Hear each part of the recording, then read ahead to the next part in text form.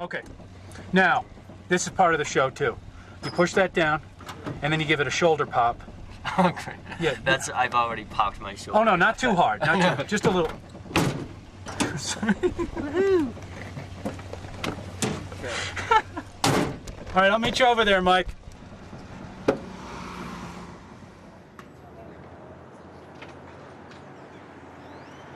Now this is a municipality. It is a city. Right? Yeah. And how is the planning people? They're advisory to the city council. Okay. And who hires you guys? The city manager. The city We're manager. a city manager form of government. Mm-hmm. Council, city manager form of government. Okay. And where are you from originally? I'm from Connecticut. Oh, you are? Yep. Great. And why'd you get into planning? I just really liked. I actually my original orientation was more toward environmental issues and the environment and environmental management. But then I realized that I really liked the people interface with that, and so that's where it led me, was to land use planning. Okay. And why Aspen, if you're from the East Coast? I moved to the West back in 1991. Came to Colorado, and I just actually couldn't return to New England. As much as I love New England, I go back every year to the ocean. I just like the lifestyle here. It's very laid back. It's, you know, lots of recreation opportunities, and it's a fun. You have a family? Are you married? Yeah, I do. I have 2 children. Okay, great. Do you know a lot of Nantucketers? No, I don't. There's supposed to be a connection now. That's one of the reasons why I came to Aspen. Yeah, we No, keep I hearing haven't about heard you that. guys. And especially what you're doing as far as housing goes. Mm-hmm. Affordable housing. Can you tell me about what you're doing? Sure. This city has done incredible amounts of, they've put so much work and effort into housing. And it's really, really important, because without housing the employees, the economy as we know it today would not run itself. So there's that economic driver. But then there are also quality of life issues that have been on the forefront for many, many years, and that is getting people off the road and allowing them to live where they should live, which is where they work. And I can park behind there? Yeah, take a So that's take it, a huh? left. Yeah. This is the affordable housing. Oh, wow.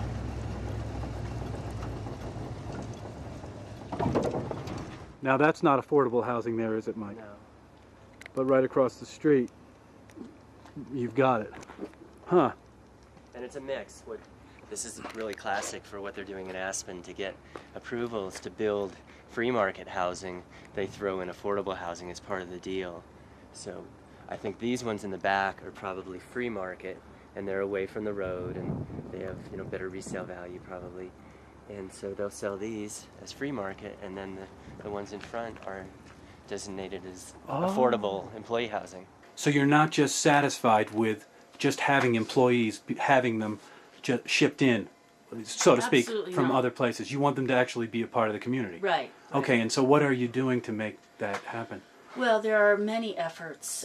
There's the regulatory efforts. There are more proactive efforts being undertaken by public entities, and partnerships being developed. We have, from a regulatory perspective, we have mitigation requirements, so that when someone develops, they are required to mitigate the employees that they generate. For example, a new commercial outlet would be required to mitigate a certain number, and mitigate meaning provide housing for, either build the housing or provide a fee in lieu of the housing being built.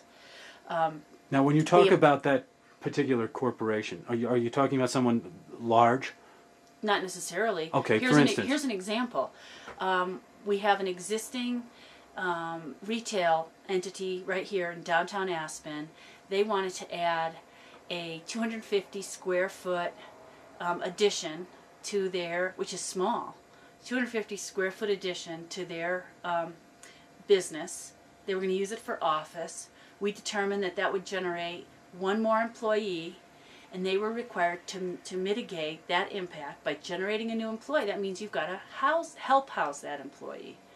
So they ended up paying, I think it was $52,000. That's a one-time fee, goes into a pool of funds that would then help the public entity put the housing in the ground, okay? So we turn that money over to the housing authority. They put it into their pot of money. They are out there actively, and here's the proactive side of it. They're out there actively seeking to purchase land for housing, developing partnerships with somebody who may be developing, and we can put some housing on that side as well. Building the housing themselves, on parcels of land that we already own. Yes. They had trees here. They had a large 100-foot pine tree that they, as part of the agreement to get their building permit, the city made them take the tree out, take it up, and move it.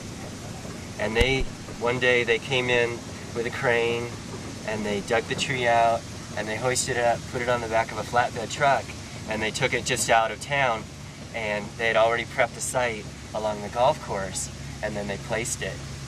They had to do that. Yeah, and the owners, as part of the agreement, they had to put down a $15,000 bond, which they'll get back in 5 years if the tree lives. The tree has to live for 5 years. In the meantime, they were responsible for the moving costs of the tree. They were responsible for placing the tree. They're responsible for keeping the tree alive, having a landscaper come out and actually care for the tree. And the tree must live for 5 years, or else they lose their $15,000 bond.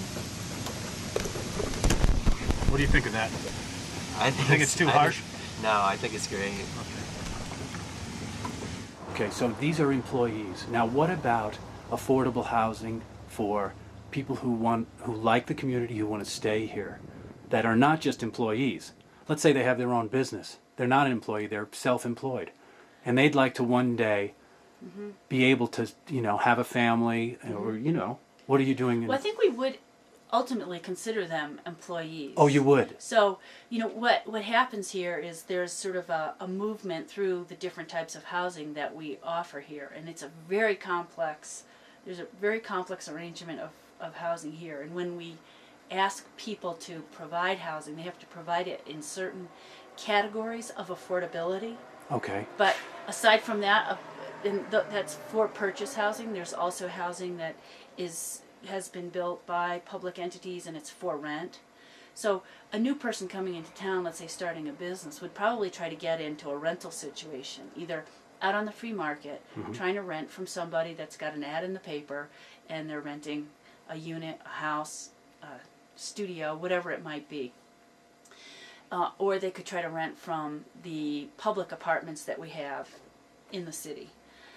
You have public apartments? We do. We have several houses that are under the authority of that housing authority. For sale housing is even more difficult. There's basically a prioritization. The longer you've been here, you have a higher priority to get into that for sale housing. And it's deed restricted. We have